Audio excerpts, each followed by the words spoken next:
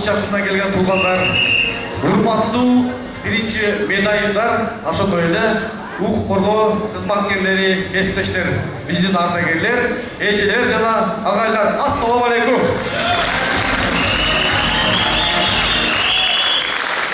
Артыгал келген кызыктуу оюн Сармерден, кыз жигитке пар келген сүйүктүүбүздүн Сармерден. Кудай насип этип, мына бүгүн улуу күнүбүздө алдыңкы тил жана ата мекенди коргоочулар күнүн утурлай, бүгүн Сармерден улуттук маданий иш-чарасында турабыз. Туура айтасыз, эрке бала. Анда эмесе бул жерге бүгүнкү биздин Сармерденди көрүү үчүн келген сыйлуу конокторубуз бар. Уруксат этсеңиз, алар менен тааныштырып өтөлү. Туура айтасыз. Анда эмесе улуулардан баштайлы. Жалал-Абад областық иштер башкармалыгынын ардагерлер кеңешинин төрагасы, милициянын отставкада полковниги Исаков Капарбек Хусейнович келип отурат.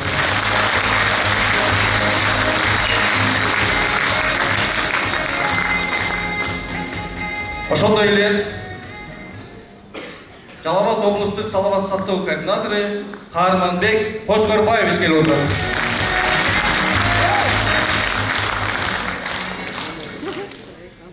Улуттук Кызылай коомунун директору Гүлжамал Абдышевна. Жалал-Абад облустук милдеттүү медициналык камсыздандыруу фондунун башчысы Ахмат Самарбекович келип отурат. Ошондой эле кесиптештерин колдоп 7704 аскер бөлүгүнүн командири подполковник Ринат Рахатбекович келип отурат.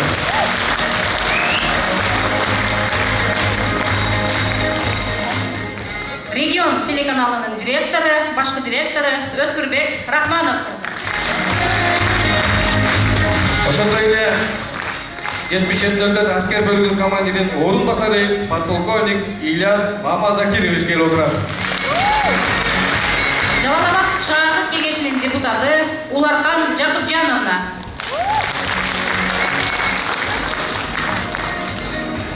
Ана эмесе сиздердин уруксатыңыздар менен биздин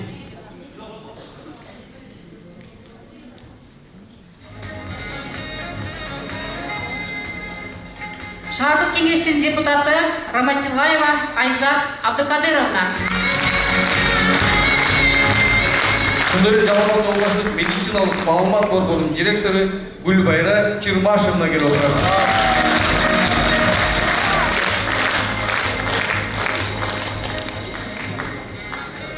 Калыстыкты какчарган караңгыда көз тапкан, капилеттен сөз тапкан, төрүбүздүн көрүп болгон калыстар тобу менен анда тааныштырып өтөлү. Туура айтасыз, эрке бала, калыстар тобун шайлап алалы. Калыстар тобун дааналап коюп албасак, өзүбүз талашып калбайлы. Туура айтасыз, ушундай жакшынакай кыз жигиттин белдешинде калыстар тобу калыстыкты какчарып бизге калыстыгын берип отурсун. Анда эмесе калыстар тобунун өкүлү төрагасы Кыргыз Жалал-Абад областык башкармалыгынын ардагерлер кеңешинин төрагасы Исаков Капар Хусейнович. Калыстар тобунун мүчөсү Жалал-Абад областык медициналык маалымат борборунун директору Гүлбайра Чирмашевна. Ошондой эле Жалал-Абад областынын саламаттык сактоо координатору Байдавлетов Каарманбек Кочкорбаевич. Ушул жогоруда айтып кеткен биздин инсандар калыстыкты какчарып биздин талантыбызга баа берип отурмакчы. Бысмылда деп баштадык, алга кадам тааныштадык. Анда эмесе эрке бала Сармерден оюн баштадык. Келгиле сонун салтанат, керемет мына чаркарап, намысты колдон алдырбай, манас айтыш башталат. Коритас, калың эл каалап көргөн, калайык көксөп күткөн Сармерден оюнун баштап турабыз. Абалтадан адат калган, эжелтеден салт болуп келген манас айтуу салтынан баштасак анда, шайчыге. Жакшы болот эрке бала. Кыргыз эли эзелден акылман калып келет экен.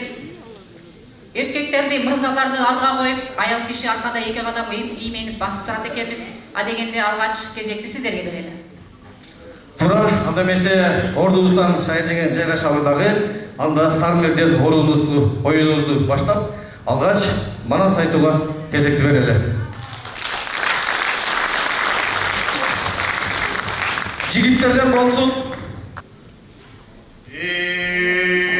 Кызыл кыя кезинде кымбат Манас кампыйып көрүнүп алган кез экен. Киного түшүп кыргыздар бөлүнүп алган кез экен. Кайнаган калың Кытайга камалып калган кез экен. Көкөтөйдүн көмөгү кара Кытай манжуга каматып турган кез экен. Тартып Манастап чокулуп Кырчора кирип келгенде Апан Кошой ордунан турбаганын карачы. Арттан Манас киргенде атасын көргөн баладай ыйлаганын карачы. Ошондо акыры сүйлөп кет баштайт, ай көлөм окчу деп баштайт.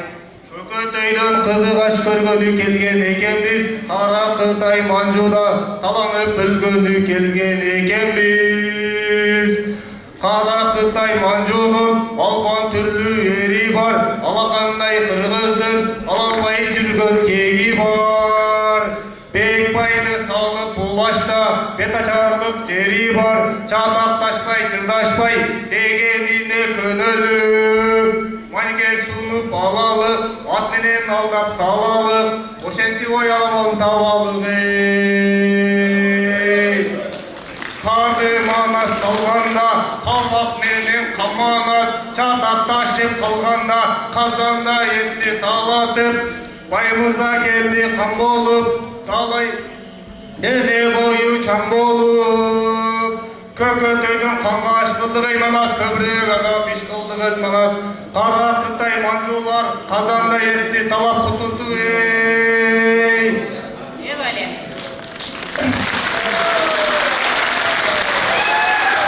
Рахмат. Шайыркеге. Биздин жигиттер укук коргоо органдарында ар кимиси ар бөлүм кызматтарда иштейт да. Анан бул жигит дайыма тигил камакка алынгандарды коштоп жүрүп, баягы ушундай образда кирип атат. Андагы туура түшүнүш керек. Бир аз көзүн жумуп алып, сүрөөн чакырып көрдү эле жарымдаганда көзүнөн көрөм башталат да, көрдүңүзбү? Кол чаап колдоп коелу анда жигиттер. Шайыржеңе, биздин жигитке жообуздар кандай болот? Залда отурган коноктор байкап турган болуш керек. Сиздердин формаңарды көрүп ким экениңиздерди. Биз бул жерге формабызды кийбей келдик, кийип келгенде сиздерди да басып өтмөкпүз. Карап турсаңар, ал жактан өздөрүнчө биз кыздардын өзүнчө куралдары бар. Ал куралдарды таштап бүгүн колубузга ушул аккордеон кармап, комуз кармап дегендей өнөрлөрүбүздү болушунча көрсөтөлү деп турабыз. Албетте биз өнөр адамдары эмеспиз. Анча-мунча кемчилик кетсе, көгүнгүздөргө албай коюңуздар. Ооба, кол чабуулар менен колдоп турабыз мындай көрүнсө. Эрке бала, Манас айтууга албетте бизде жооп бар. Жооп кантип болбосун? Кыз сайкалдай мүнөзү, тарсылдап сүйлөгөн өзү Гүлнур кызыбыз Курманбектен өзүн айтабыз.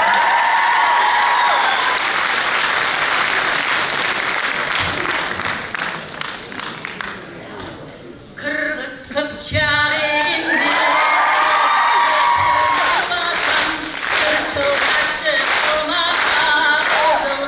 Жигиттер, кыздар коштоп турабыз.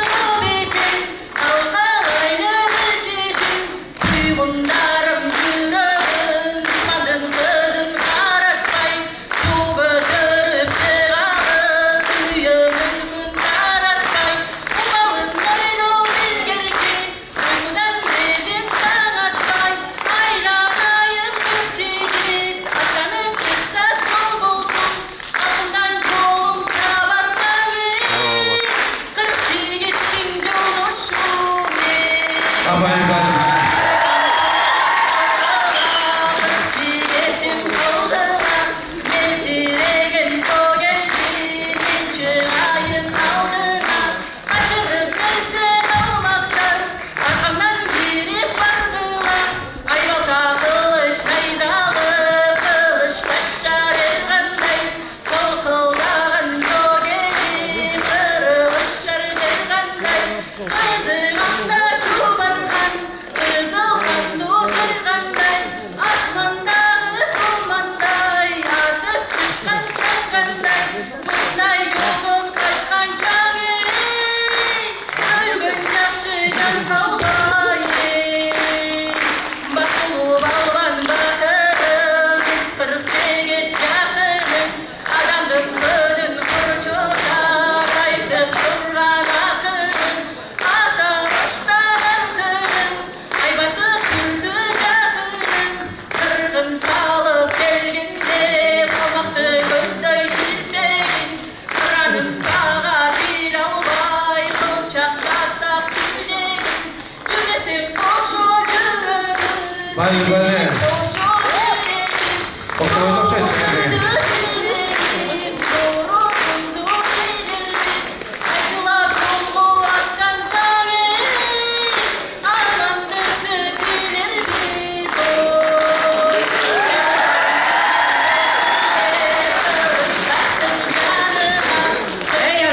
Bana sayıklanlar. Götür alıp çıkıp getirin. Bu ecekeni de alıp çıkıp getirin. Okşayınız.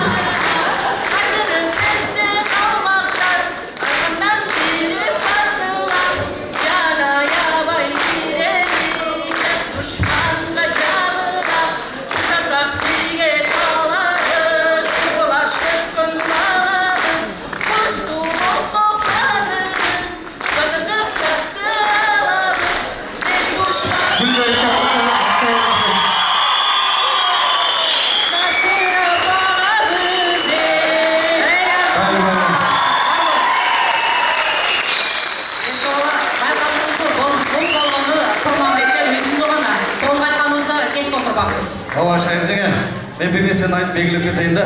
Оғы біздің залдың екінші бөлігінде 300 студент отыр. Ал бұл Гүлдер ежеке мұғалім екен. Бұлар қаш? Бұлар қол чаппаса, батсақ жоқ. Чемдігімді тамаша ежекенің талантына тәсің, талантты ежекелеріміз бар екен. Бірақ еске алып қойшы керек, бұлар 200-деген аудиторияны башқарған мұғалімдер. Азаматтар гүл беріп қошаматшылықтың тоқтап отырған екен, бір қол шағып қойылы.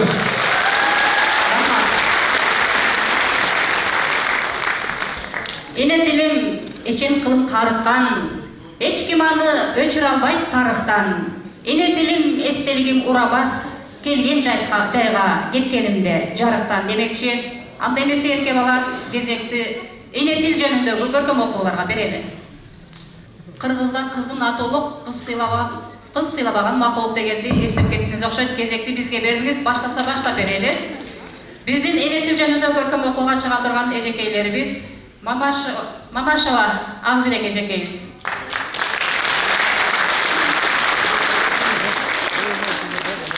Алыкул Осмонов, эне тилим. Тил үйрөнүү чын жүрөктөн, сүймөктөн, эне тилим сүйгөндүктөн сүйлөткөн. Ойротто жок оңой тилбейм биздин тил. 1 жашында ата-апа ат дегенди сүйлөткөн. Тил кадырлоо чын жүрөктөн, сүймөктөн, атам тилин сүйгөндүктөн сүйлөткөн. Элдик, өнөр, билим менен жүрсүн деп 1 жашында бирге жүрсүн деп сүйлөткөн. Бирге жүрөм, эне тилим кадырлайм. Бул тил менен иштейм, сүйлөйм, ырдайм. Башка тилди жандай жакшы көрсөм да, өз тилимди сүйгөнүмдө жаңылбайм.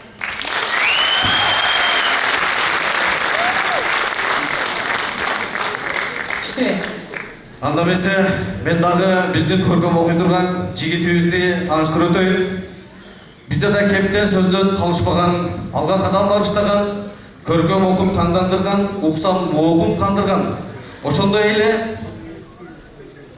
эле бир эле тартипти сактабастан, бир аз эле убактысы болсо чыгармага көңүл буруп, өзүнүн калем сапка ээ болуп ыр жазгандагы Жеңишбеков Илимбек деген жигитибиз бар. Кол чагып коштоп туралы.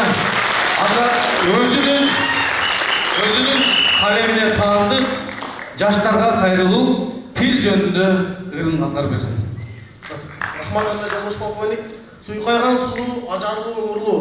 Оозун ачса, таңдайы көрүнгөн, оозунан бал төгүлгөн биздин сулуу кыздарыбыздын көркөм окуусуна жооп катары өзүмдүн калемиме таандык кыргыз тилим аттуу чыгармамды окуп берсем. Эй азамат, тыңдасаңа.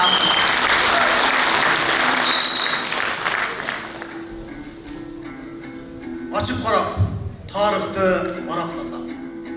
Түгөнбөгөн түркүн сырлар жатат. Батыр Манас бабаларым сүйлөп келген. Улуу тилим жок болбой бүгүн да сүйлөп жатат. Тарыхта нече улут болгон. Алардын да өз дини, тили болгон. Сактай албайын артуулук, бартуулугун. Канча улут өз тилин унутуп койгон. Кыргыз тилим бүгүн да жашап келет. Мындан ары өсөт да жашай берет. Здравствуй, привет деп сүйлөбөстөн кыргызсыңбы? Кыргызча сүйлөш керек. Тилимди көрүп бүгүн.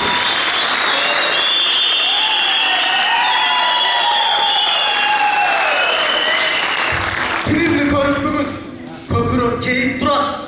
Шордуу тил кордолдубу? Баркталбай калганбы?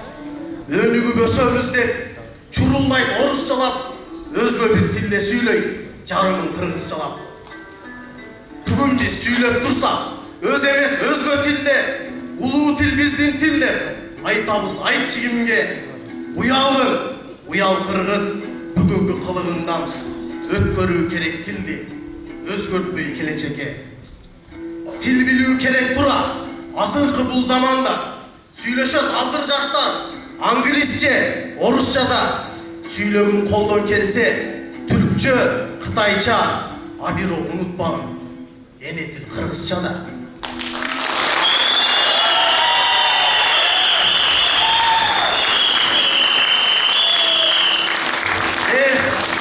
Кейин кээде туруп, шаарга барган кезде сүйлөсөң кыргызчалап, орусча жооп берсе, айылдан келген го деп көрсүкүлүп шылыңдашат.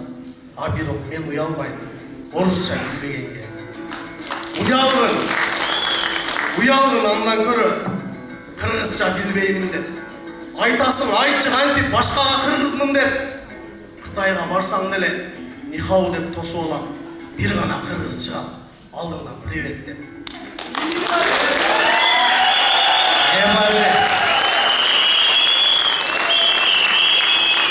Айтканга капа болбо. Тартымды айтып алдым. Оор тийсе кечирип кой, сөзүмдү кайтып алдым. Кылымдан кылымдарга кырашып жашап келген кыргыздын кыргыз деген кыргызча тили алдым. Сөзүмдүн аягында кайрылуу жасап атам.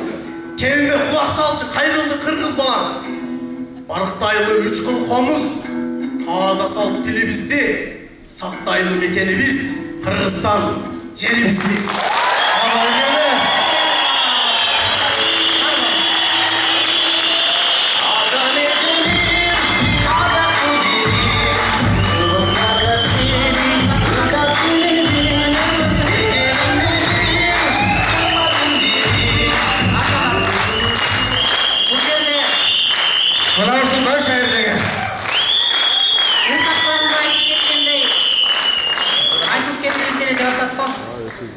Чындыгында бүгүн айтпаганыңызда бул талантыңыздар, өзүңүздөрдүн сырыңыздарда, өзүңүздөрдүн иш башкармаларыңыздарда кала бермек экен.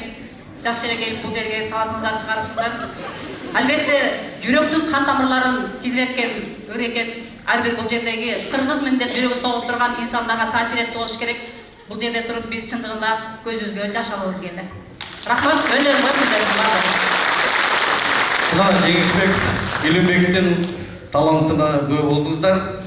Кандай жазат экен? Кандай аткарат экен? Китеп кылып жазса болчудай жазат экен. Эми жигиттерибиз болушунча мекенге кызмат өтөө менен бирге ушундай ачылдагы өнөрдү чогуу аркалап кеткени бул жакшы. Анда эмесе биздин көркөм окууга Шайыр эжеге жооп болосуздарбы? Албетте кайрадан эле көркөм окууга кезекти берели. Сыргабаева Нуржамал эжекейбиз. Шайлообек Дүйшеев эне тилин унуткандар. Чырмалышкан иштин да чатышы бар. Чындыктын да чыгышы, батышы бар. Чыдырмандын кудайы пил эмес, чымындын да жашоого акысы бар. Сайдын дагы башталган башаты бар. Саяпкердин сактаган такасы бар. Өрөөндөгү кенедей өзөндүн да өз тилинде чардаган бакасы бар. Кыргызмын дейсиң мага, кыйшактап бийлеп туруп. Кыргызмын дейсиң мага, кыргызча арам сүйлөп туруп. Кыргыз эмес, кыргызды жыдыткандар, кылым кезген тарыхын унуткандар. Кыргыз эмес, кыйшайтып калпак кийип, кадыр баркын калкынын куруткандар. Тил жоголбойт, жоголсо жоголот тил. Уулуң дагы кызың да жоголот бил. Тил жоголбойт, жоголсо айланасың, колу бутсуз мунжуга тоголот бир. Калдайгандын баары эле канат эмес, кабыландын баары эле манас эмес. Калкын чаңган, калкынын тилин чаңган, хан болсо да кыргыздын баласы эмес. Tamam, söz sizde.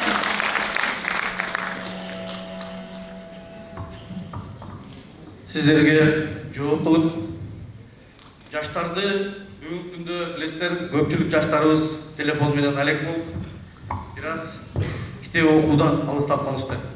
Болду, рахмат.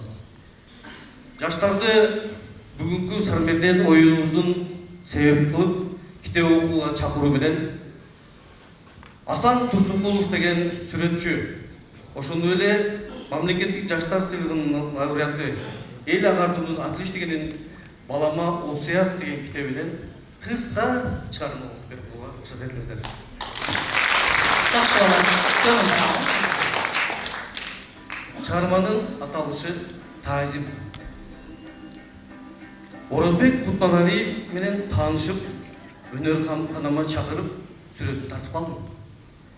Отурганда былк этпей олтурду да, бир аздан соң терең ойго чөмүлдү. Мына ушул терең ой бул адамдын өткөн кеткен турмушунан мага кабар берип тургандай сезилди. Ал киши өз ою менен алек, а мен болсом ошол адамдын өткөн оор турмушунун жайын азыркы абалына дейре көз алдымда өткөрүп жаттым. Менин көзүмө турмуштун аркы бергисин, азап, тозогун, эл көкүрөгү менен тосуп келе жаткан кыргызымдын кайратман карыясынын элеси турду. Кыйынчылыкты кабагым кашым дебей, демдүү шаң менен жеңип келе жаткан бул адам тээ байырга өтүп кеткен баатыр бабалардын түспөлүнө окшошо түшкөндөй болуп жатты. Бир топ убакыт өтүп, сүрөтүмдүн аяктар мезгили жетип калганда, бул кишини сөзгө тартып калдым. Кыргыздын дөшалары өткөн мезгилден кимдерди көрүп, кимдер менен мамилелеш болуп калдыңыз деди. О, ал мезгил деди. Ойынан селт эте чочуп кеткенсиң. Не деген гана мыктылар өтпөдү деп, кайра бир аз унчукпай калды. Анан сай меректете бир четтен айтып келди. Бул кишинин акылдамы, сүйлөгөн сөзү, өмүр бою өзү ойногон каармандардан таап-татып башкача болуп чыкты. Албетте, эл көргөн кинону мен деле көрүп, түрлүү ойлочумун. Балким жолукпасам, ошондой ойлоп жүрө берер элем. Ким билет?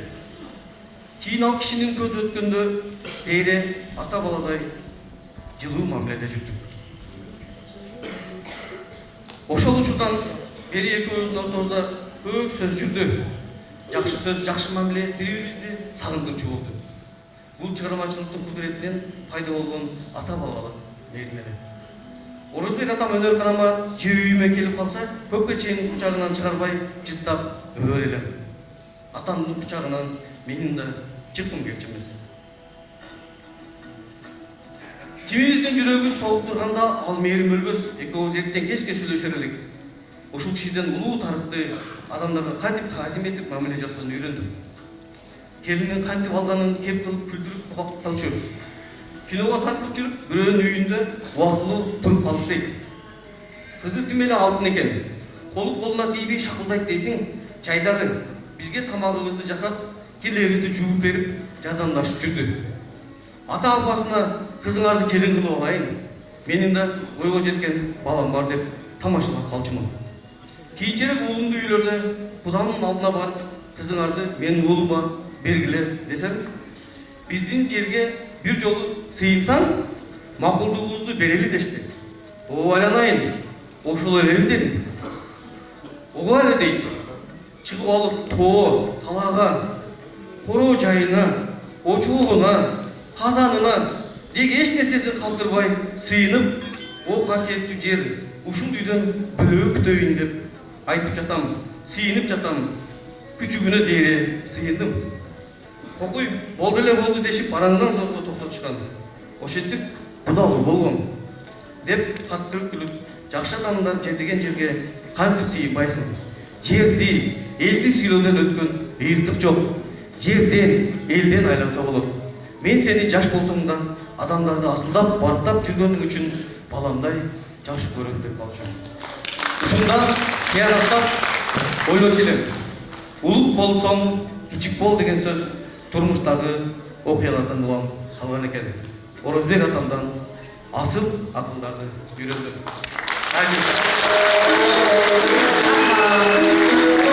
Азаматсыз эке бала. Шайыржеге, эми көркөм окууга биздин жигиттерди, өнөрүбүздү көрдүңүздөр, жаштарды үндөп китеп окууга да чакырып кеттик. Эми кезекти оонурларга берели. Жанаттан бери салт сананы сактап, өнөрдүү адамдардай болушунча өнөрдү бартап келатабыз. Манас айттык, көркөм окудук. Эми болсо ырырдашып, чер жашып, Сармерден оюнубуздун шаңдуу бөлүгүнө кезекти берели. Албетте, эрке бала. Толкун болот деңиздин күчтүү жери, толкундай бол кыргыздын жигиттери, 99 өнөрдүн ээси бол деп, толук эне төрөгөн. Сени мени демекчи, өнөрүңүздөрдү болушунча мына өргө чаап жатабыз. Туура айтасыз, анда эмесе кезекти оондууларга берели. Дүйнөнү, ааламды көөдөнү менен көрө билген, сүйүүнү жүрөгү менен сезе билген, бат батабыздын ала тоо көккө келбейт эл болбосо аттуу ырын, дагы эле болсо Сыргабаева Нуржамал эжекебиз аткарып берсин. Ана эмесе кол чаап, колдоп турабыз, урматтуу көрөрмандар.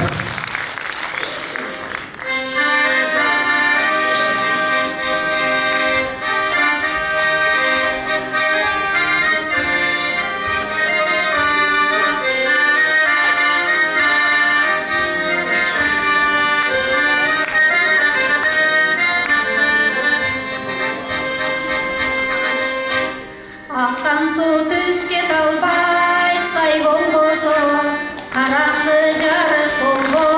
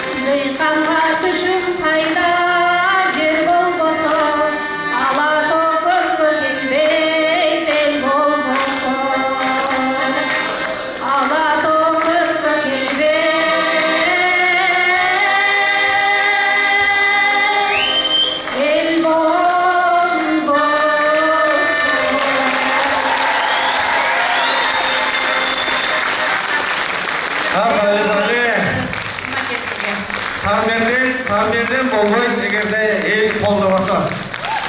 Сондурлар эжекебиз. Ана жигиттер. Барып атабыздын өрөн барпылык кызы эжекебиз аткарып берип кан эмесе, жоогуңуздар бар берди бала. Ооба, жигиттер. Кандай сондурлар? Биз өзүбүз кол чаппайбы эжекебизге? Ана эмесе, бул эжекебизге жооп кылып, биздин дагы бир таланттуу жигитибиз. Милициянын сержанты Атамырзаев Элмирзадан Апакен деген ыры менен жооп болсун. Колдоп турабыз кыздар, кош жаап, кол жаап. Аялзат ыймаң ысып бир борине, бүт алам силердей кенен болсо эмне, бүт алам болсо силердин тилегиңердей, дүйнөдө эч тополоң болбос эле. Сен аялсың, мээнетти күч энесиң, сен аялсың, чайпалмаган кемесиң. Уулдарыңар эр азамат эр чыгып, оор жүгүңөрдү жеңилдетер бекен. Анакей, көрдүңөрбү? Ордунда куйбадым. Аялзат, мен силерди тутам, аялзат мээримиңерге жылынам. Аялзат эне деген ат үчүн түбөлүк эркектердин атынан түбөлүк алдыңарга чыгылам деген.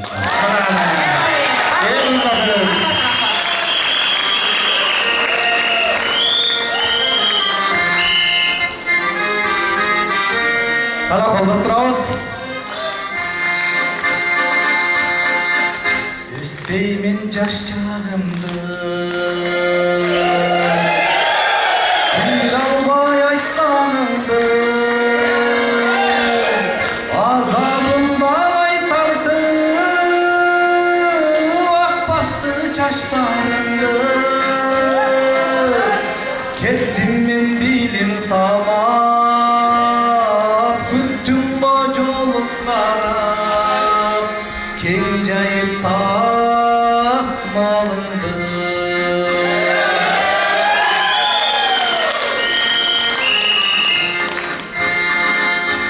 Күйүктү эч билбеген, күн калан кеч келбеген, арка бел атабыздын жоктугун сездирбеген. Ажалдан күч келсе да, аламды бүт берсе да, алмашпайм эч ким менен.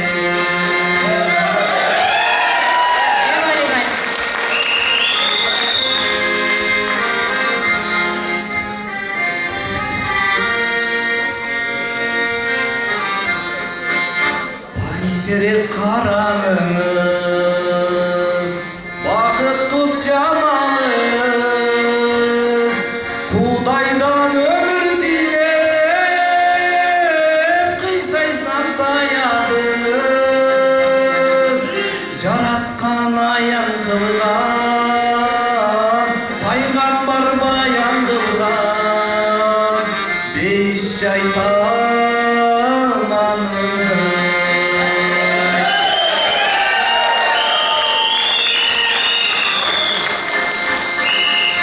Korgo dep eli jeringdi, tarbiya bergeningdi, apake kanti vaktay maksudun emgeningdi. Sol bosun asıl beleng, jer sayıp başın menen, kaytara men gergingdi.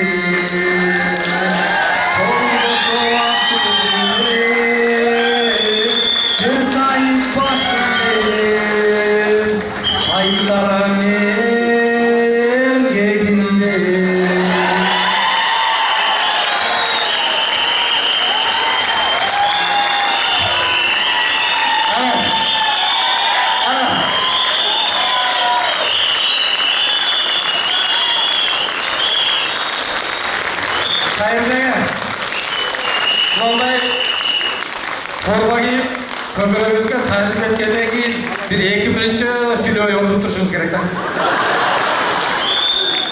Бул жигитим, Элмирза деген жигит, түндө сутка бою нөмөттө турат. Бираз эле убакыт болсо, баягы биздин милицейский кадам таштаганча дайым ыр менен коштоп турган жигит көрдүңүздөр а? Бир талантына таанмет кол чаап коелу.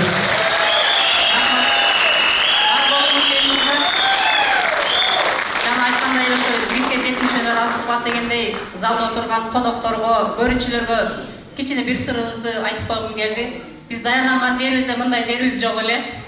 Биз даярданганда болгону ыр жоокторду гана даярданганбыз, калган нерселерибиз баарыбыз бири-бирибизге сыр болгон. Сырларыбызды ушул жерде төгөбүз. Кудай буйруса. Таланттар ушундай жерде элдин астында ачылат деген ушул да жеңе. Анда эмесе эрке бала эл мырзанын ырынан кийин айткым келет, апаларыбыз бар болсун, апаларыбыздын өмүрү узун болсун, бул жашоодо апаларыбыздын көзүнөн эч качан көз жаш тамбасын. Эл мырзанын ырына жооп болсун, анда эмесе биздин дагы эле болсо Гүлнур кызыбыз Сыймык Бешекеевдин качан келесиң аттуу ыры менен жооп берип койсун. Тыңдайлы.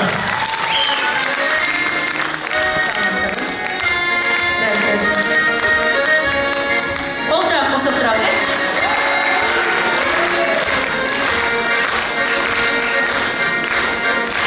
Суранса сөзүн алайын, сууларда яккан күндү санаймын, сезимин жыргап күлүмдөп жүзүм, сени алып келчү ой жолду караймын, жакшынакайым жарыкты белесиң, жан дүйнө мене бой неге желесиң, жашыл жарык нур жаган жол менен качан келесиң, ай качан келесиң.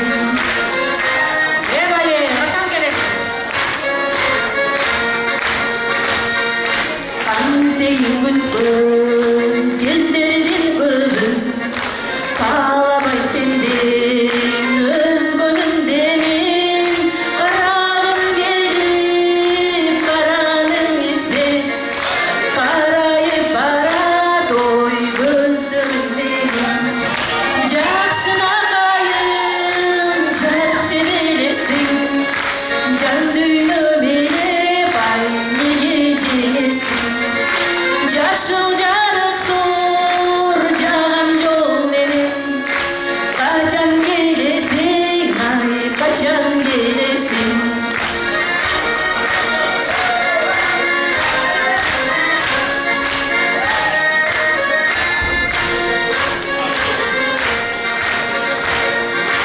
Сүйгөнүм бүттү бошалып деген, сүйүүсүз жашап утабыз дедим, сыйкырды үмүт элең, кучактап алды ой кусалып мени, жакшынакайым жарыкты белесиң, жан дүйнө мене бой неге желесиң, жашыл жарык нур жаган жол менен качан келесиң, ай качан келесиң, жакшынакайым жарыкты белесиң, жан дүйнө мене бой неге желесиң, жашыл жарык нур жаган жол менен качан келесиң, ой качан келесиң, качан келесиң, ой качан келесиң. Абай. Бул Гүлнур эжекенин талантына күбө болуп отурабыз. Эрке бала, качан келесиң дейт, жоогуңуздар барбы? Биринчи жоог айтып койгондон кийин ырга кезек беребиз. Албетте, бул Гүлнур кыздын талантына таазим кылабыз. Манас айтты, ырдады жана гүл берип токтотуп атты элек. Эми болсо качан гүл бересиң дегенче бизге карап коет. Анда эмесе гүл катары биз Жакшылык Садыкалуулу деген милициянын улук лейтенантынын Айзирек деген ыры менен гүл катары жооп.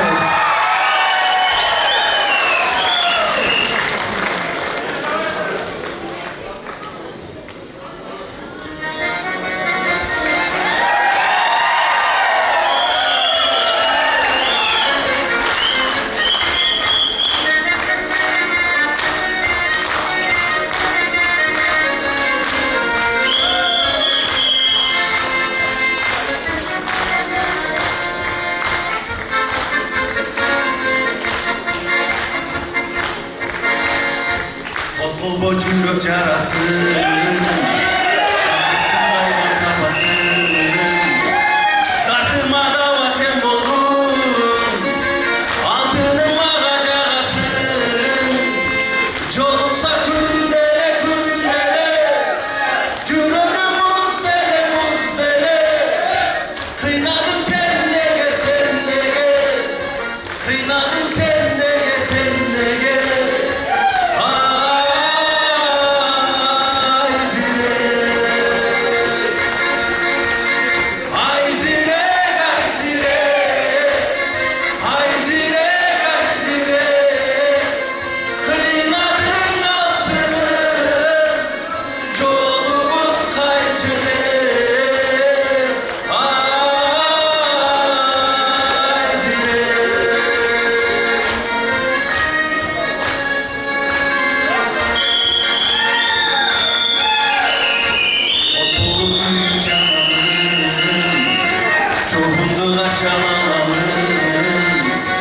Özünde takır buyursam Ömürleş kılıp alayım Sır olup mağara Kıynadım sadağa Gitmeci başkağa Çırma varmağa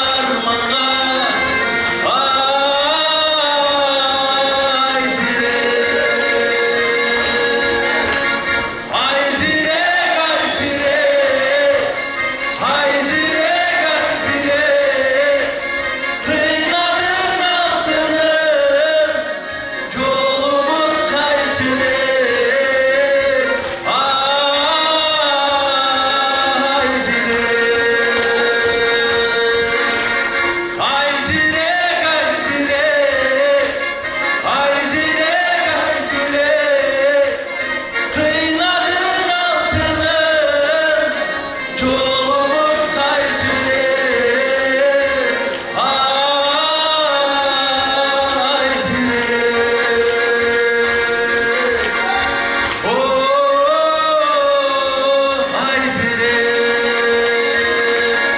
Ой Азамат, ой.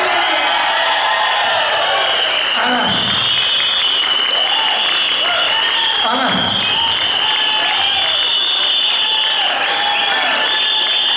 Мынакей.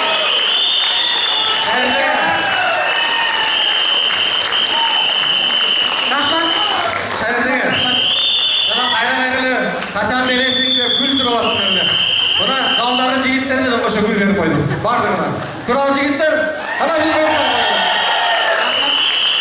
Эрке бала атына заты жарашкан жакшылык жигиттин ыры аябай жакшы болду. Залдын кулдугуна тойлду. Жакшылыктын ырына жооп берсин. Биздин эжекейлерибиздин аткаруусунда Раева Адина эжекебиз жана Исимбай кызы Венера эжекелерибиз Жаныш Кошкоровдун өмүр дайра аттоорун аткарып беришти. Келиңиздер анда, кол чабып коштуп турабыз. Залдын арткы бөлүгү зачет албай калбагыла,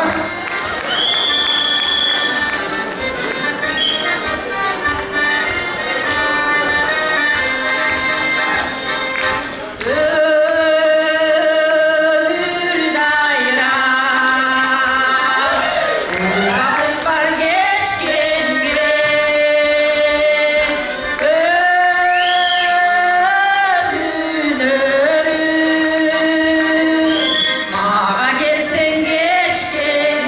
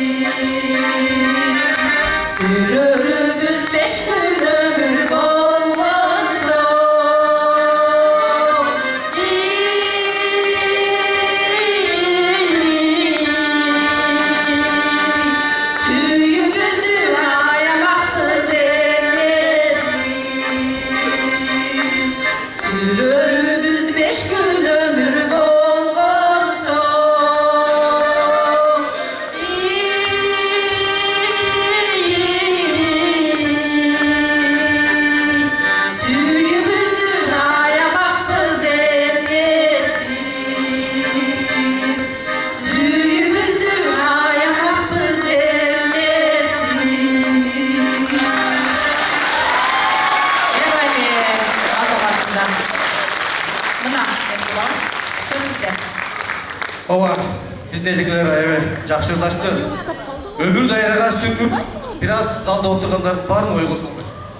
Ал эми азыр биз дагы бир таланттуу жигитибиз бир эле жол кыймылынын коопсуздугун камсыздабастан өзүнүн көп кырдуу таланты менен милициянын капитаны Нармурзаев Абылгазы апамдын ыры деген ыры менен сиздерге бир оңолондо соозуп жооп берип койсун. Кол чапыңыздар. Коштоп турабыз. Жакшы болот. Күн жигит Сатыбековдун калемине таанды апамдын ыры.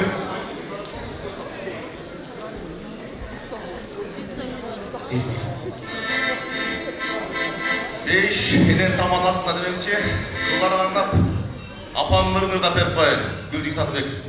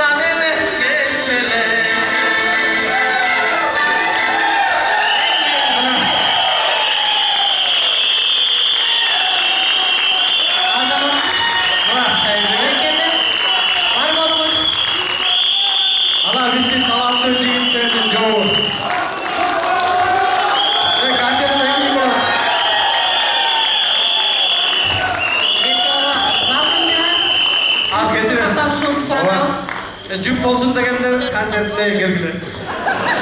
Концерт қойып өзге бұған қалса сұрау. Біз болса ересінен шықпай ұлан дайыршан жеген.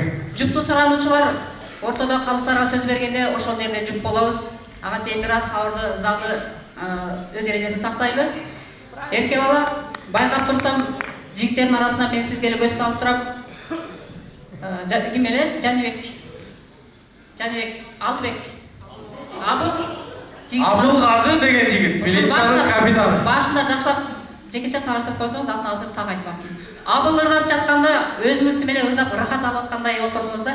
ушул эле сөз айткым келди. Абылдын ырына жооп болсун. Биздин дагы эле болсо суйкайган сулуу эжекейлерибиз Мусанова Гүлзат эжекейибиз жана Мамашева Азырек эжекейибиз жооп беребиз деп турушат. Келгиздер анда. Кечиресиздер, Мусанова Гүлзат эжекейибиз Исраилдин Аманбаевдин Айжары катуу менен абылга жооп берди. Ооба, шайырдыгы үй деген тоолугунду алганда ошентип балтыйт экенсиң да. Кана эмесе, силерден жооп күтөлү. Мырзалар, колдоп баштап турабыз, Айжарыкка келдик анда.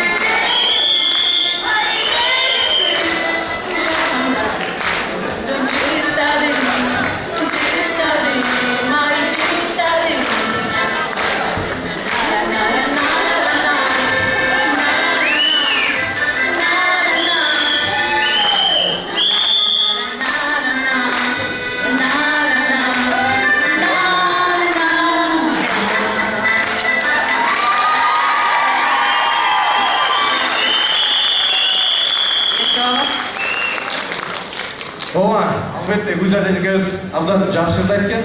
Баягы бир карап отуруп байкадым да, көпчүлүктү достордун, жоролордун арасында 5 микрофондор бөлүнүп калыптыр да. Берилип кетип атып, микрофон кичине калып кетип атты. Биздин жигиттер аны билип колдонот, азаматсыздар. Эжекеге таазим этип кол чаап коелу. Эми шайырчеге уруксатсаңыз сиздердин ырыңыздарга жооп кылып, милициянын майору Кочкор Жаныбек аттуу жигитибизден төмөндөгү чыгарманы кабыл коюңуздар. Айжарыктан ыктадың деп ырдады эле, биз болсо делбири менен жооп берип коелу. Жакшы болот деп турган.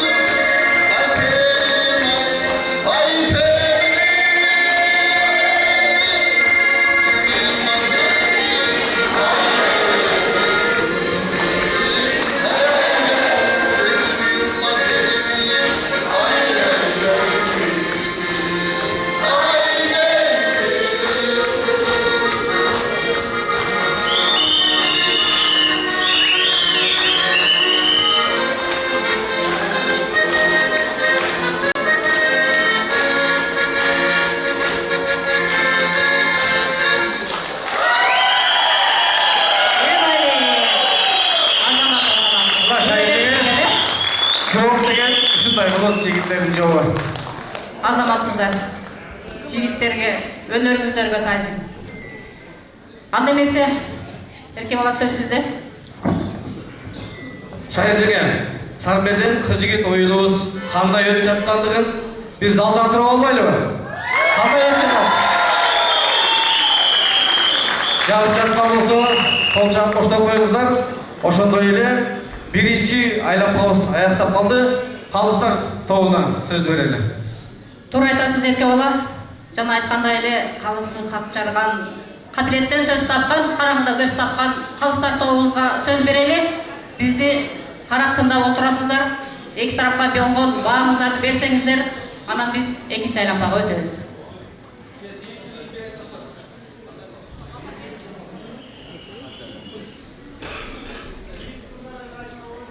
Жыйынтыгында бир айтасыздар. Азыр концертибизди улай берели да. Кана бир кол чаап коюңуздарчы.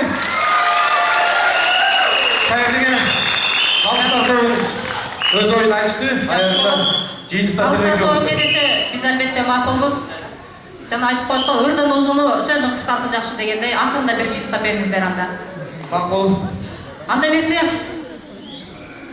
Сармердебиздин экинчи айланмасын бий менен баштап алсак, кыймыл менен сүйлөгөн кыргыз бийин үйрөнөм. Кызыталы өмүрдө кыз жигиттер бий менен. Кызыктуу бул таппайсың, кыдырсаң да дүйнөдөн демекчи. Алдыңыздарда Жалалабад медициналык колледжинин студенттери тарабынан даярдалган өзгөчө бийине көңүлүңүздөрдү бурабыз.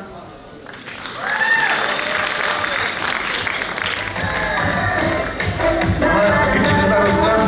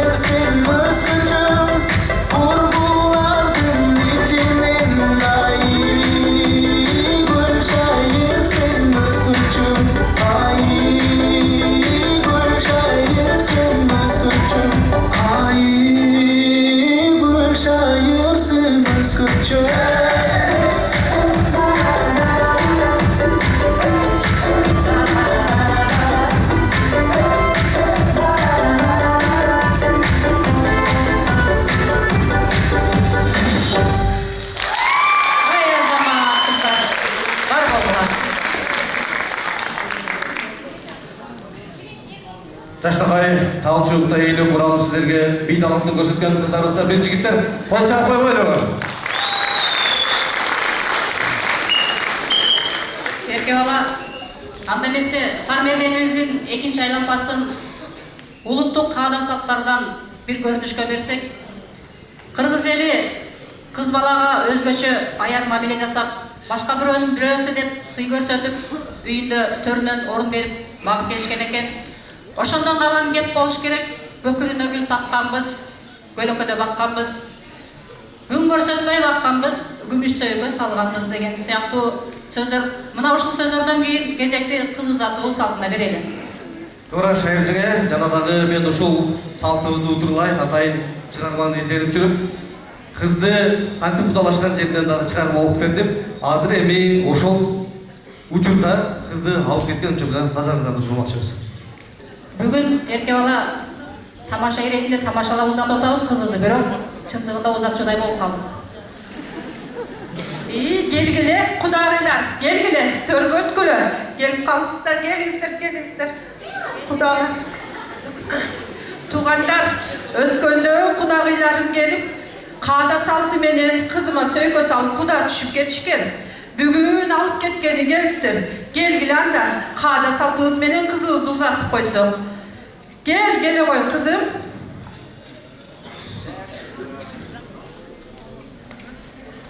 Кудай жалгасын. Кудай жалгасын. Кел.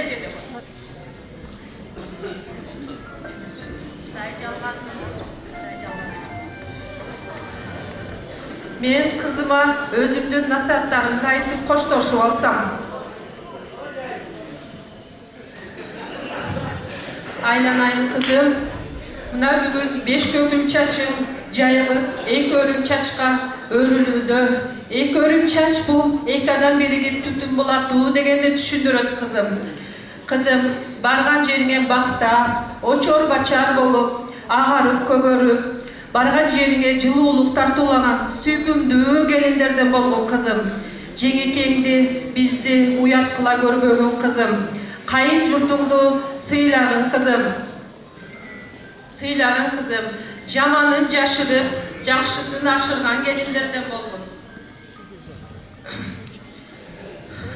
Көкүлгө тумар салгамын кызым, көлөкө жерге баккамын кызым, самайга тумар таккамын кызым, салгын бир жерге баккамын кызым, алдыртып камчы салдырба кызым, атаңан алат алдырба кызым, эңилтип камчы салдырба кызым, энеңен алат алдырба кызым, ак калпакчан көрсөң алыстан кызым, атам бир келет дебегин кызым, ак элечек көрсөң алыстан кызым, энем бир келет дебегин кызым.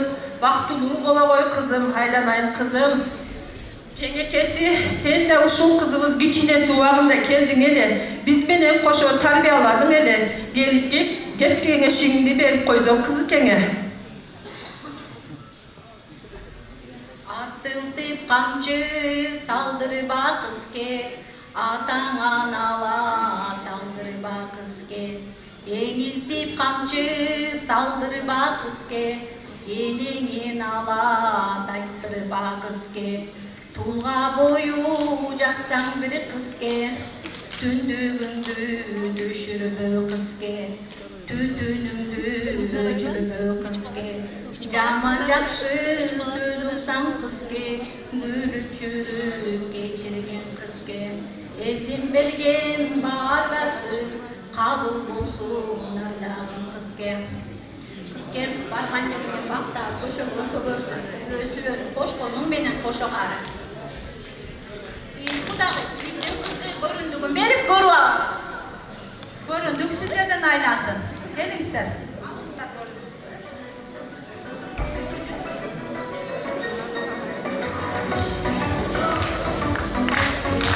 Мынакей, ушул жерде багыраган теңгелер кетип атат болуш керек көрүндүктө. Алыңыздар көрүндүктө. Күйөөдар да келип калышты окшойт.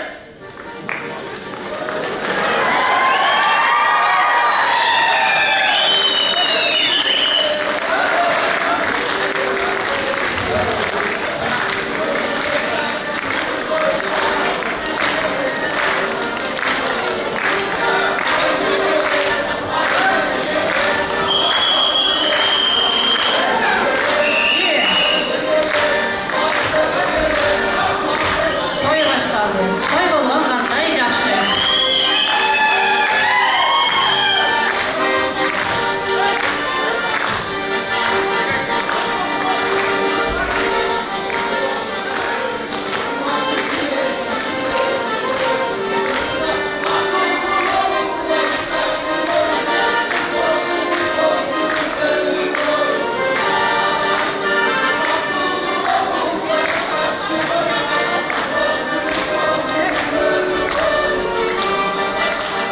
Ey azamattар. Нандардан ос салабыз. Ос тийгизебиз. Майлуу сүттүү күйө бала болсун деп, бал тилдүү болсун деп, сары май менен, бал менен ооз аткан экен.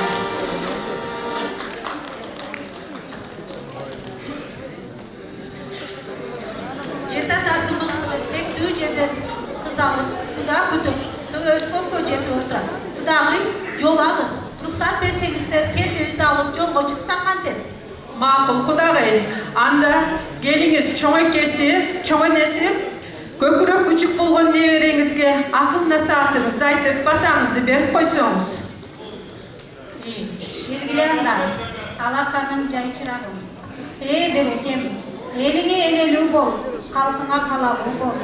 Ата-энеңе жагымдуу бол, кайыныңа кайрымдуу бол.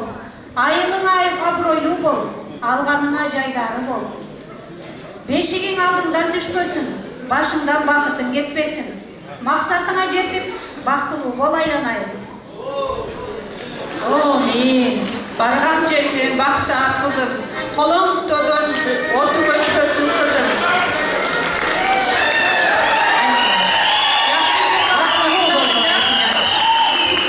Көшөгө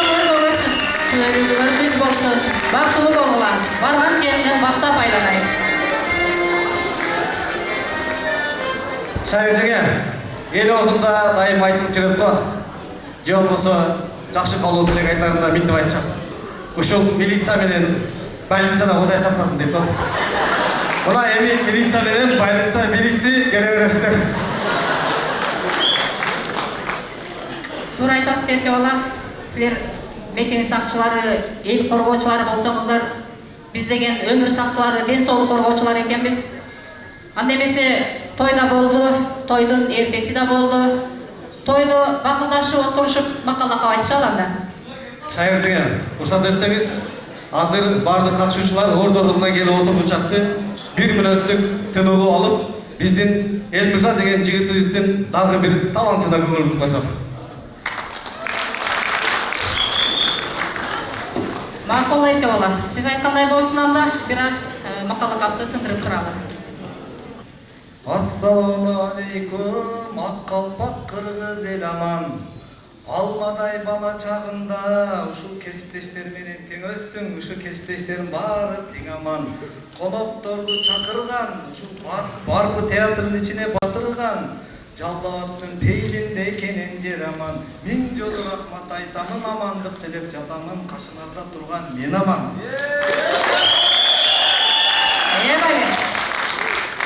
Жана айттык, анча-мынча таланттарыбыз сыр болуп калып кетпеле деп чыгып атат сырларыбыз. Төкмөлөрүбүз бар эле да, төгүлүп кетсин.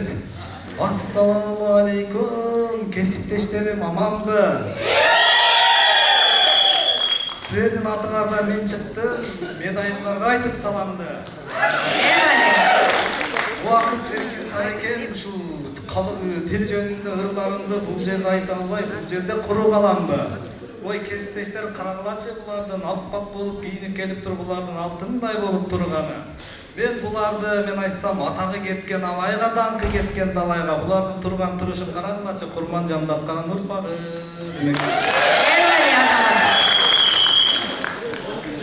Vaktısı bolgon el degen baştayınırdı termeden. Kemitpey dilin saktagan keremet eken el degen. Özlörün keede jengse da özgölөр tilin jengbegen. Kanыбыз менен бүткөндеп калкыбыз тилин бербеген. Тагдыры болбой арасат татыктуу жолдо оратат. Эгемен болуу элибиз анык жарашат. Үйрөнүп тилин кадырлап үмүттүн жаңы таң атат. Кала турган иштерге тарыхты кенен карасак. Комузду бир көйлөп. Жойлошуп боолор мисалы борошоолу урганда.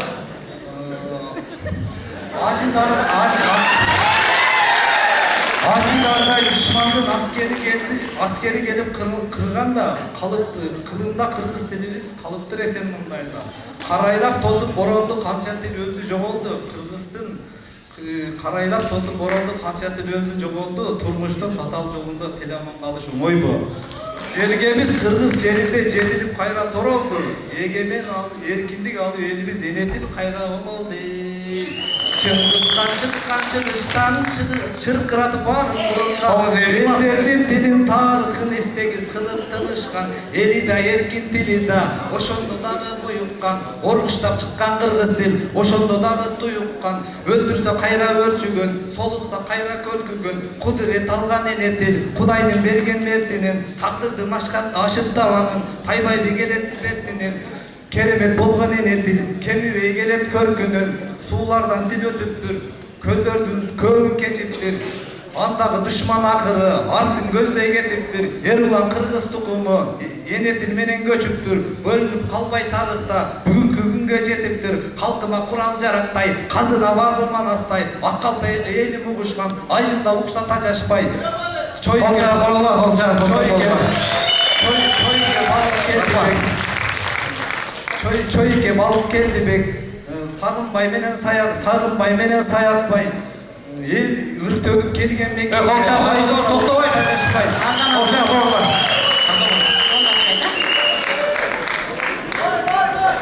Аттында аттым коюп да токтобой калды уже. Тирүүлүк көркү тил менен мыйзам ырында, тил менен манас айтылып, тил менен жеткен кыйырга. Океан болуп манасы моргуштайт биздин кылымды. Толкуган комуздун деминен тоңуп калган медайымдар эриген. Өтүптүр комузчуларга өнөрпөс Кыргыз элинин, сыйкырдуу элдин тарыхын сыйгылып чертим үч кылга. Биз менен тирешип чыккан медайымдар кеми жашагыла 100 жыл. Көргөнү кайгы сүйүнбөй, көп талант өттү билинбей, ал эми черткен гүлдөрү алмалы бактын бүрүндөй. Моюн бербей бурунго, мөңөсү турат күлбөй. Айтылбай канча ыр кетти, ачылбай канча сыр кетти. Чек койгон заманандагы чертилбей канча күү кетти. Ал эми акында чыкпас тектеши, ал эми күлдөргендечи. Толкута тупкан адамды, токомду черткен кербези, миң кыя 9 кайрыгы, миң жолу чертсе да кумармаган тоолукка белек катары топчоргон сизге арлаган. Ал эми айланган шаңдуу дайрадан алгач күнүн булагы эгиздей кылып таптаган комузу менен кыягы. Ой биз былтыр военныйлер менен айтыштык эле, өзүбүз эле тартыштык эле. Эми ички иштер органдары менен айтышабыз деп, караңгылачы силер биз аркылуу силерди Жалал Абад эли тааныды. Жаштарга өйрөп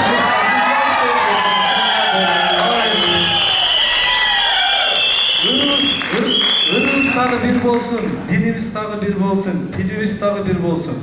Силер биздин балдарды сүйүп калсаңар, эшикке чыкканда сүйүүбүз дагы бир болсун. Ашканыңар тогашуу менен ала белдей кыр болсун, укканыңар жаларым ушул жерде биздин балдардай ырдап аткан ыр болсун. Эки дүйнө бак делейм, ден соолуңар чын болсун. Айтканыңыз келсин. Жараткан берип жакшылык, ой биз ички иштер органдары кызматты кылайлы Кыргыз халкына. Ой силер биздин ден соолукту карап, жакшылап карагылып, кызмат кылгыла Жалал Абадтай жалпыга. Анткени ушул жерге келген эл кымбат. Эл кымбат жана эл кымбат, эл жашап аткан Жалал Абадтай жер кымбат. Кээ бир адамдарга билесиңер, жер астындагы кем кымбат, жер үстүндө силерге окшогон жакшы адамдар бар үчүн мага астынан үстү эң кымбат.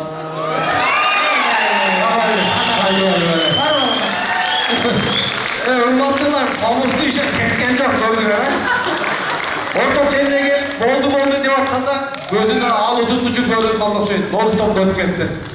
Эми мындан кийин шайырчыга кабыл эстеп билебиз. Эл мырзаны кайсы убакта канча мүнөткө чыгарарды дагы туюп алабыз. Менден 1 мүнөт суранган, мындан кийин акындарга абайлап убакыт беребиз. Эрке бала, эл мырза адашып силердин катарыңарда кызмат өтөп жүрөт экен. Алуу туткучулук менен чыкса болчу да экен айтышка. Өнөрүңө тайчын. Ушул жерде эле токур да окшойт. Ооба, эми бул талантты атак негизги милдети билесиздер, бул элдин коопсуздугу. Ушундай таланттуу жигиттерибиз бар экен, жигиттер, кол чаап коюңуздар.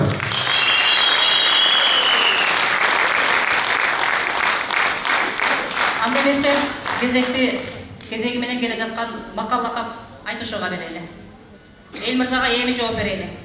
Туура, шайырчыга анда сиздерден болсун, макалды айтышайлы, колдойлу кыздар.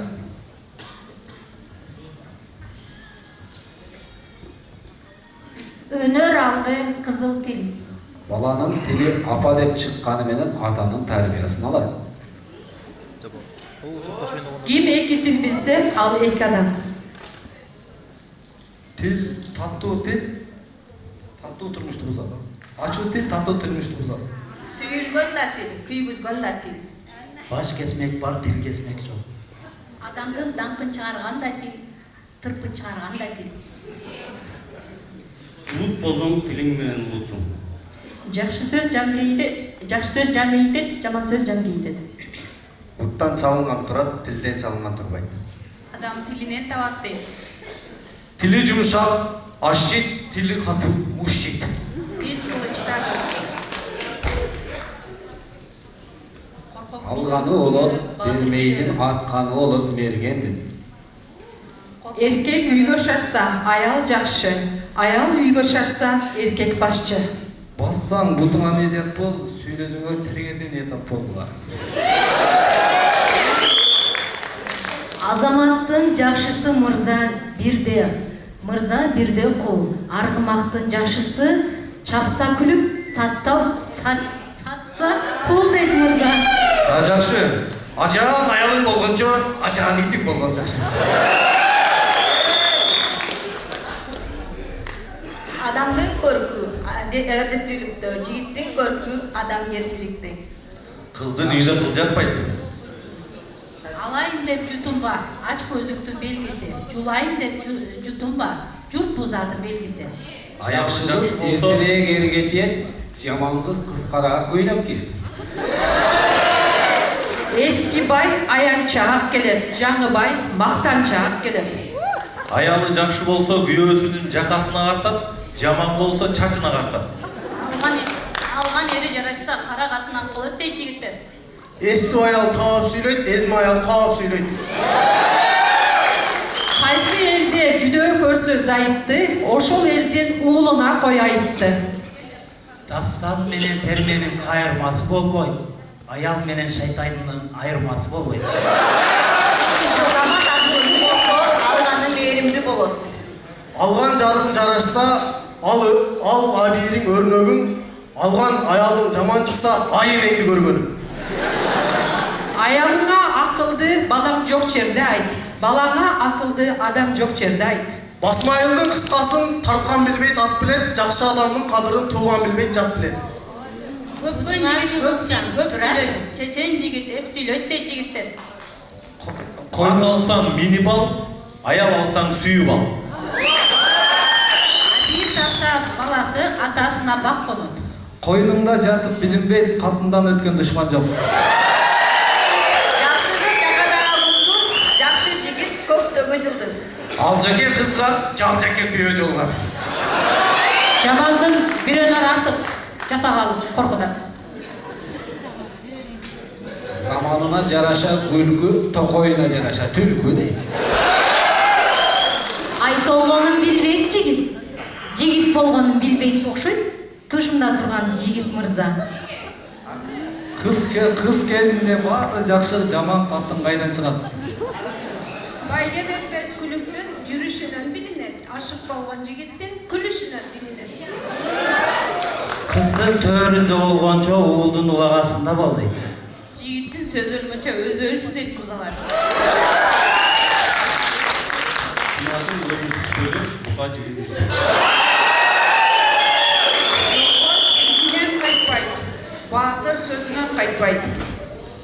Қайдене айбатты болса, келіне ұятты болып дейді.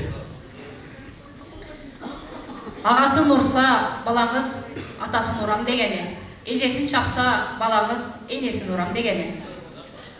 Шамал болмаса дарақ башы лигылдабайды. Сылаған қолдың барқына жетпеген, тепкілеген бұтты өт. Қалембір атшы болса да тұз бола албайды, кемпірлер қаласа да қыз бола албайды. Жігіт екен. Мақал, бұрчегі бар, тамам. Иілгені сынғаны, жігіттің ұялғаны өлгені. Күйеуің жаман болса, қызыңдан көр, келінің жаман болса, оğlundan көр. Аламдың көркін көз açады, адамдың көңілін сөз açады. Ешігін көріп төрініп, енесін көріп қызын ал. Азаматтың жақшысы азырақ сөйлеп көңі бар. Ерден шықса да елден шықпайды. Айыбы шыққан жігіттің ұзын бойы пас болады. Малың қора болса, берді Құдай, аяғың қора болса, ұрды Құдай. Ақыл қонбаған жігітке бақыт та қонбайды. Жақсы аял байқап сөйлейді, жамаян аял анша-анша сөздерді чайқап сөйлейді. Сөзіңіз оқтай, бірақ манisi жоқтай. Дайындайда бет болбой, таранчыда ет болбой, грипп болып барсаң деле чечин деп кордой. Бақылаған текені су кескенде көрөбүз, мен сіңген жігітті до келгенде көрөбүз. Тегирмендин чоң парасы жалгыз турса бул кайгы, жалгыз турган ошол таш алпайт курайды. Экинте ташы бириксе талкаңлап буудайды. Дал ошонун сыңарындай күч бирдикте турбайды. Ырыз алды ынтымак, ынтымаң болбосо башкада кетет алтын так. Айдағаның бешечки, ышкырының таш жарат. Кайыржеге, мақалды айтсақ, улантып айтып өреткенбіз. Мақал айтышуды анда ұрсат сегіздер үшін менен тоқтатса, қандай дейсіздер?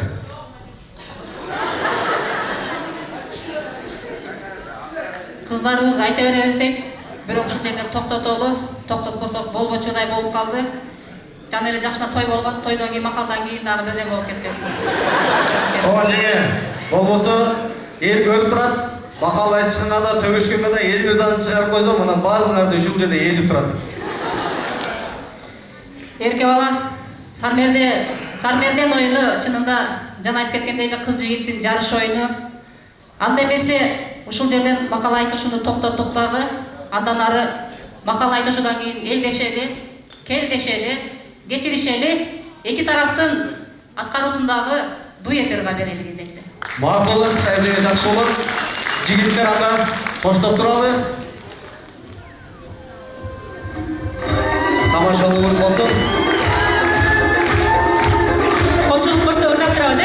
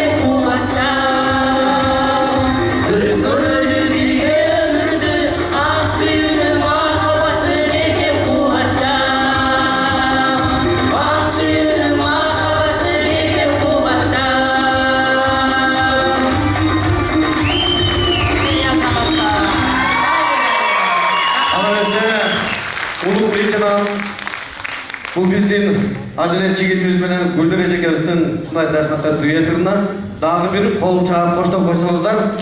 Көп түрдүү таланттардын бири Адилет жигитибиз, көрө достор, музыкалык аспаптардын баарында ойнойт, ырдатат жана бийлетет. Ал эми азыр болсо, шайыр жеңе сиздерге бизден жооп болсун.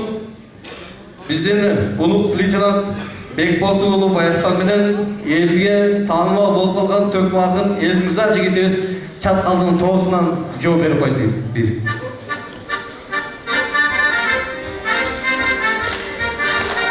Ана кол чаап коштоп турабызбы?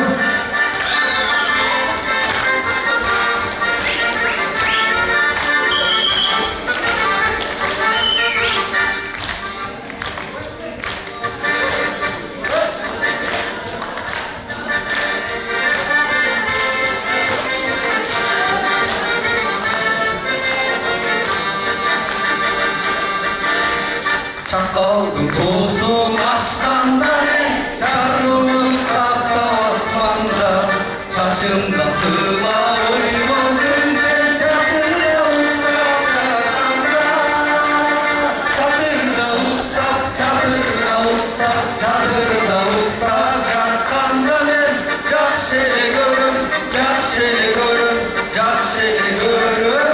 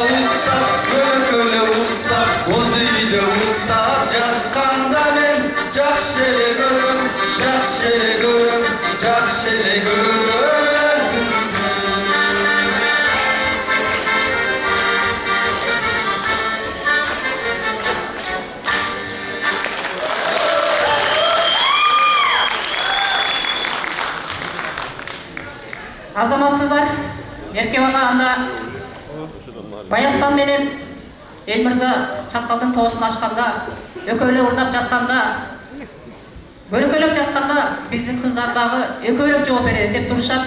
Болушунча Созонун тоозу деп турушат. Алдыңыздарда кайрадан эле Мусанова Гүлзат эжекебиз жана Мамашева Акзирек эжекейлерибиз кыздын сыры аттуу ыры менен жооп берип койсун. Kız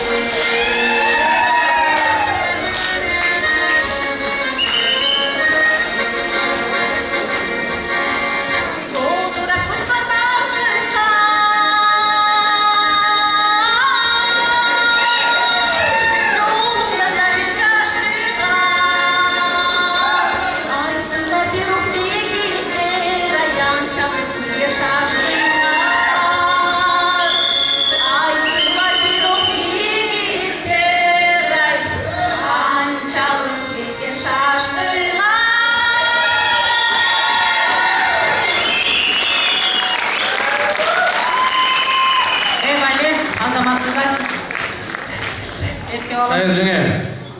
Кезекті қыз жігіттеріміздің құйма құлақтығын, жағылмастығын мақсатта жағылма жайын түсіне берелі. Бирок алгач микрофондорду тең бөлүшүп алайлы, акырынан алып кеп тастар барды. Эжекелерибиз кыйын экен, келиңиздер. Туура айтасыз эрке бала. Жаңылбас жаап, бүдүрүлбөс туяк болбойт дейт. Жаңылбастыкка аракет кылып көрөлү. Кайрадан эле жаңылбач айтышуу таймашып бир көрөлү. Ооба, анда эмесе, şu жаңылбашты сиздер да үчөө болуп калды жеңе. Микрофонду экөө берсеңер. Анда эмесе, жаңылманы айтышайлы, кыздардан баштайлы. Кыздардан баштайлы, кыздар.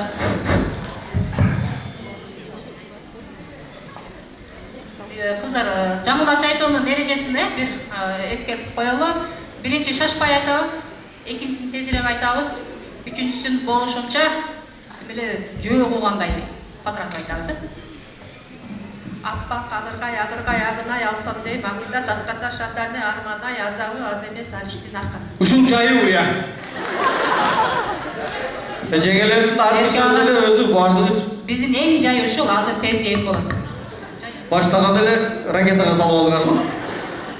Аппак агыргай агынай алсам дейм, акыйда таската шатаны арманай азабы аз эмес алиштин аркандай. Ана жигиттер чамдайбыз, караңыздарчы, кимиңиздер ушул жеңеме ылайык келесиңер. Үчүнчүсүн. Аппак агыргай агынай алсам дейм, акыйда таската шатаны арманай азабы аз эмес алиштин аркандай. Аппак агыргай алсам дейм, агынай. Жигиттер аракет кылып көрдүк. Эми жигиттердин жооп кылайлы жаңылбаш. Биздин жаңылбаштын жообу туура болбой калды окшойт, а? Жоонун калыстарды балай берет, элдердин кол жабысына карай беребиз. Силер тараптан болсун анда бир жаңылбач. Аппак агыргай агырнай алсам дейм, асканын ар жагы. Асканын ар жагы силер, бер жагы биз.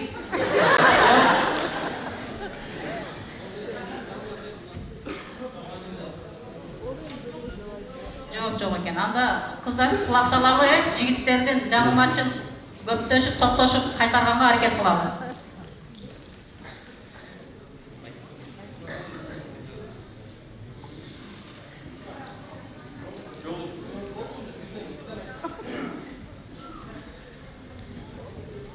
Булар деген жигит анда бизден жаңылбач айтсын.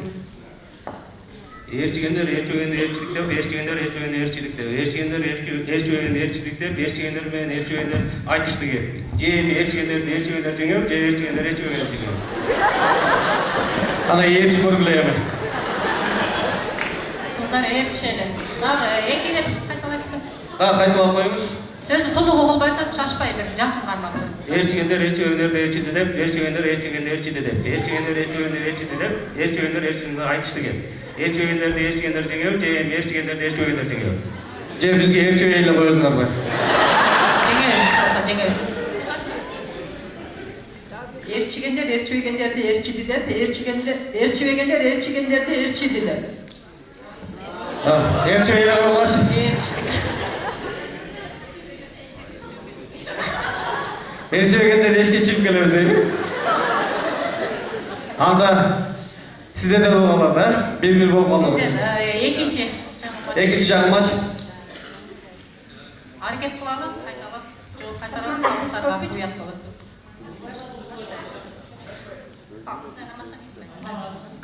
Асманда жылдыз көпү, жерде кыргыз көпү, жылдыздар, жылдыздын жары кыргызга тиет, кыргыздын жары жылдызга тиет, кыргыз жылдыз өсөт, кыргыз жылдызга келет. Жарыкларыбызга бирдей тиет. Эми жайра айтыңыз. Дагы бир шашпай, жай кайталап кой. Жай. Асманда жылдыз көпү, жерде кыргыз көпү, жылдыздар, кыргыздар, жылдыздын жары кыргызга тиет, кыргыздын жары жылдызга тиет, кыргыз жылдыз өсөт, жылдыз кыргызга келет. Жазып алдыңарбы, жигиттер? Кана? Жигиттерде вариант барбы, жок? Асманда жылдыз көпү, жерде кыргыз көпү, жылдыздар, жылдыздарбы? Кыргыздын жары жылдызга тиет, жылдыздын жары кыргызга тиет, кыргыз жылдыз өсөт, жылдыз кыргызга келет. Асманда жылдыз көппү, жерде кыргыз көппү. Кыргыздын Телефон Жылдызга тиет, жылдыздын жары кыргызга тиет. Калыстарга телефонго көрүнөт. Жылдыздар кыргызды сүйөт, кыргыздар жылдызды сүйөт. Биз жайрагын айтабыз да буга. Жооп кандай болду?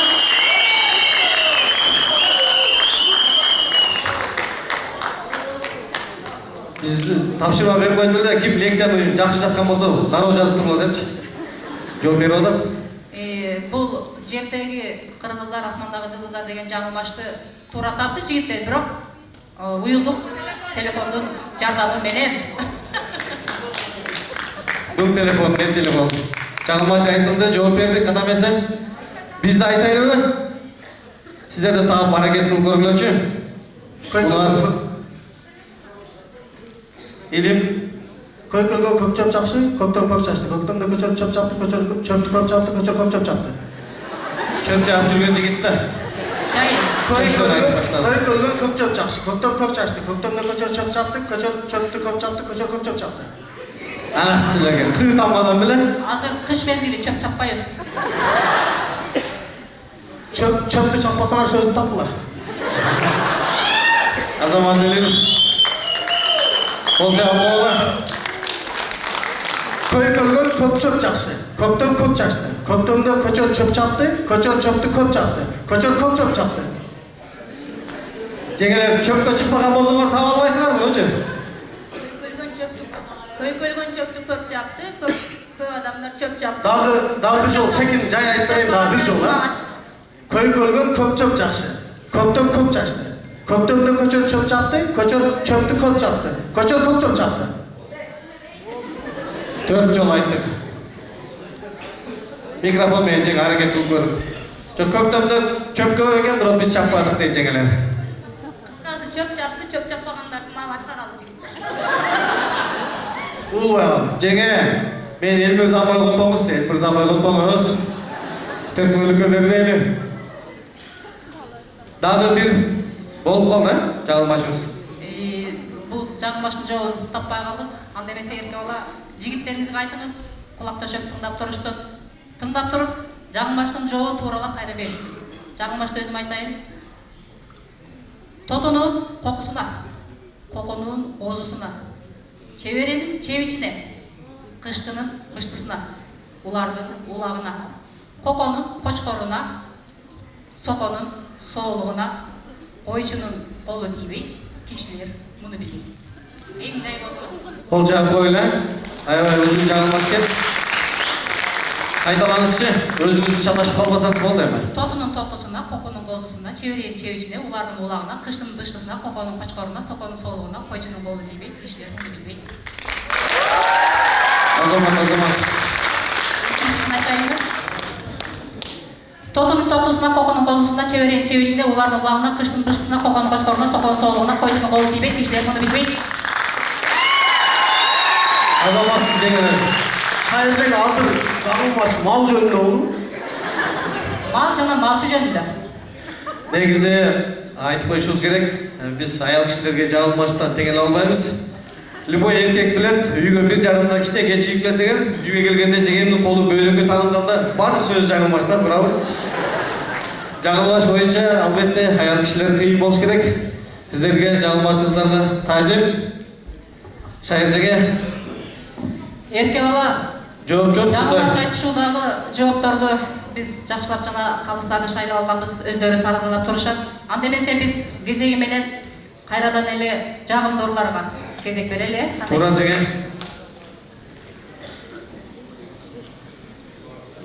Анда биз баштап берели. Баштагандан биз качпайбыз. Кайра эле ырыызды милициянын улук лейтенанты Садыгалы уулу Жакшылыкка берели дагы. Сиздерге тийишип ушул медик истеген ырдырда берсе. Жакшы болот. Колдоп коюшат турабыз, э? Медик кыз дегенде биз түшүндүк, демек талашты кыз деген ырды угат экенбиз. Çırayı carık gelişken Göksün bir kanbay Kömülümde cay Koyulurumda sen Kovonumda sen Sen boldun sulu Dedi kızım ay Kamşandırgan ay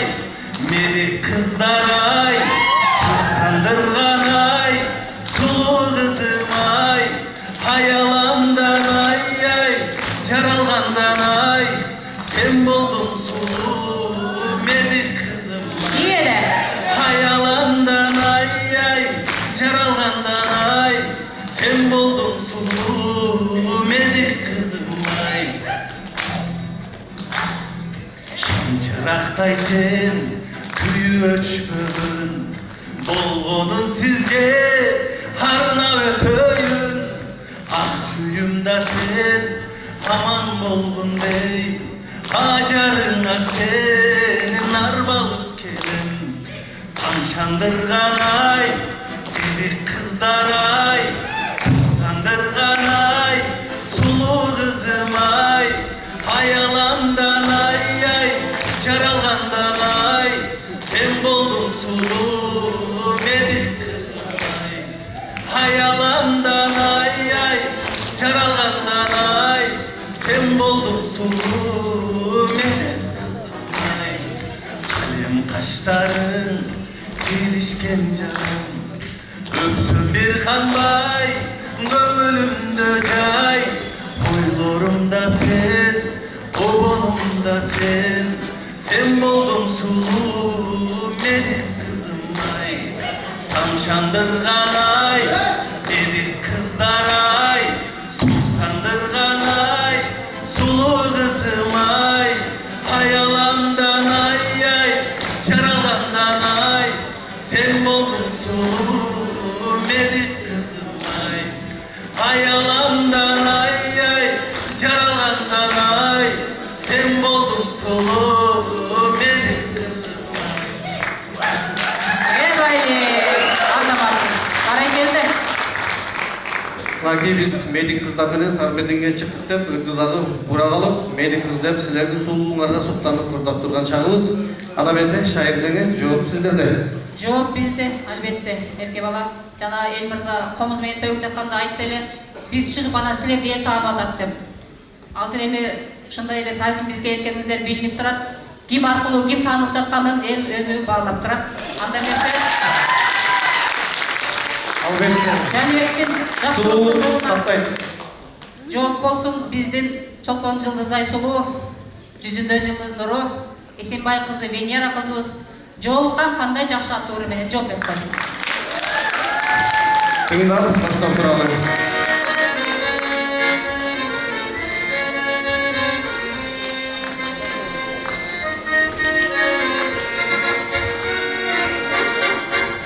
Çığırı cüzdör benim, çığırı çok sözdör benim. Cantırak gülüp durgan, caydırıp közdör benim. Çok sakkanday jakşı, çok sakkanday jakşı, çok sakkanday jakşı.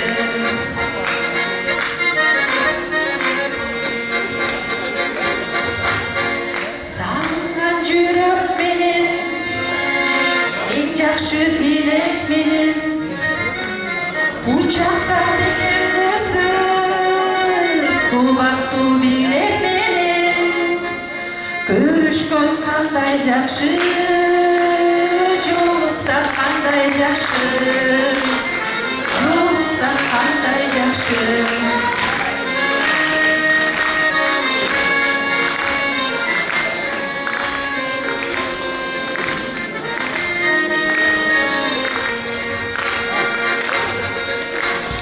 Armandık bolsun deşet, öksürlük olsun deşet. Bayırlar başımızda, bak ölüp olsun deşet. Var olsun kanday jakşı, var olsun kanday jakşı, var olsun kanday jakşı.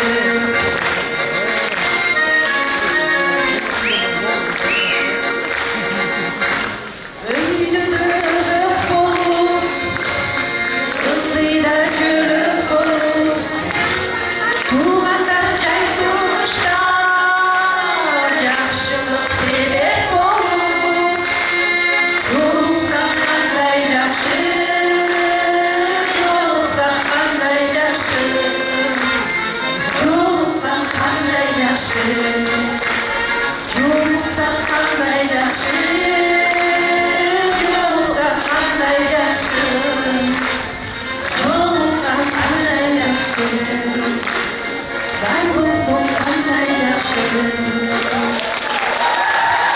Бали. Эжекебиз абдан сонун ырдады, жолуксак кандай жакшы деп ырдады. Ошол жолугууга түштүк кызга жолугуганда биз келели. Бизден Козубаев Замир жигитибиз баштаган топту ортого чакырып коеюн. Түштүк кызы Рыната берип койсун.